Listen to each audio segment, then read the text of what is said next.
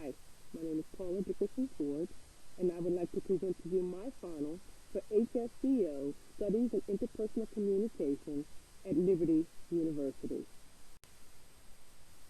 In this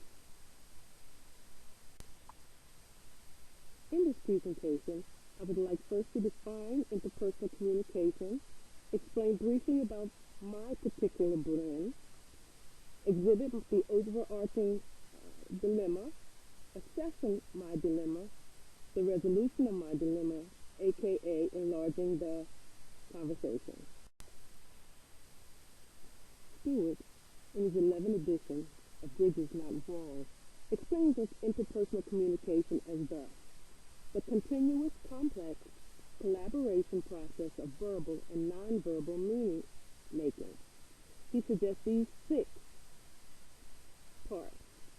No one person controls the event or its outcome. That ethical standards and commitments are revealed through it.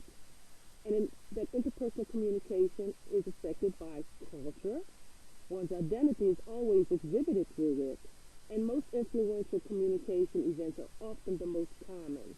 And most important skill in it is nexting. I add that it also involves a timely exchange of inhaling and exhaling. Carbonell, in his book How to Solve the People Puzzle, introduces us to the 4 temperament model of human behavior. If you look a little closer, you will see that the attributes of each quadrant are different. He is clear to explain that no one is just one temperament alone, but a combination or a blend of 2 or more temperaments, depending on the role of being private or public, and the perception of what is expected of us and who we really are. Carbonell, in his book How to Solve the People Puzzle, introduces us to the 4 temperament model of human behavior. If you'll look a little closer, you'll see that the attributes of each quadrant are different.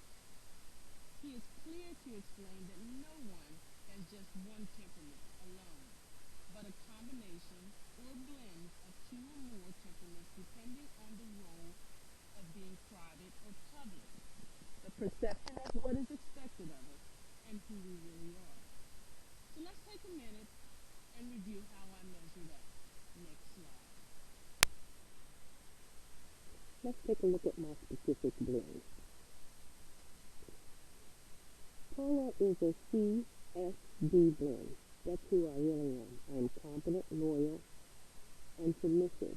I'm willing to be the mediator of family conflict, gentle, shy, and private. However, the D side of me is what is expected of me. I think people expect me to be both competent and dominant, and I'm not the one who backs down when conflict arises. Let's take a look at it another way.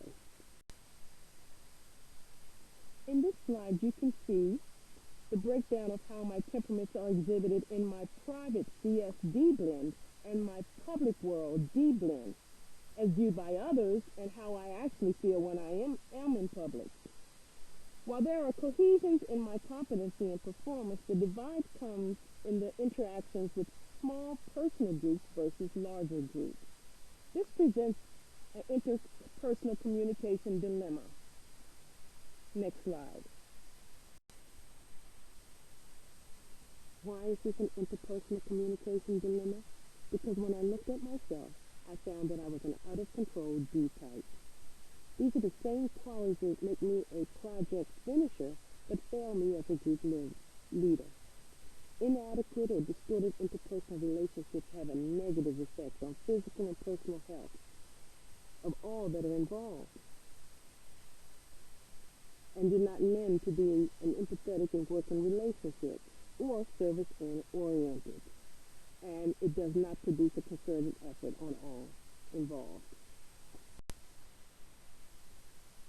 My overarching goal is to become a mature D type. In doing this, I must challenge my current leadership style to be one that is more receptive to those that I lead. I must posture myself to be more open to dialogue, and I need to subscribe to reach a level 1 listening level. I have to be more empathetic listener, and I have to offer more positive reinforcement to those who are working with me. I also need to include suggestions of others in the process of completing tasks and relax in the larger setting so that we can all have a concerted effort for the good of the whole. That enlarging the conversation for me means to remove the barriers between me and my coworkers, such barriers as stress, internal and external noise factors. Become more a team player because it's not about me, it's about the task at hand. And I can no longer behave as I think others think I should, but as I am and what is right in the eyes of God. One can only get the full benefit of the people puzzle by seeing the sum of its parts. I must lastly remember that as a good leader, I am not only accountable for myself, but for those that I lead.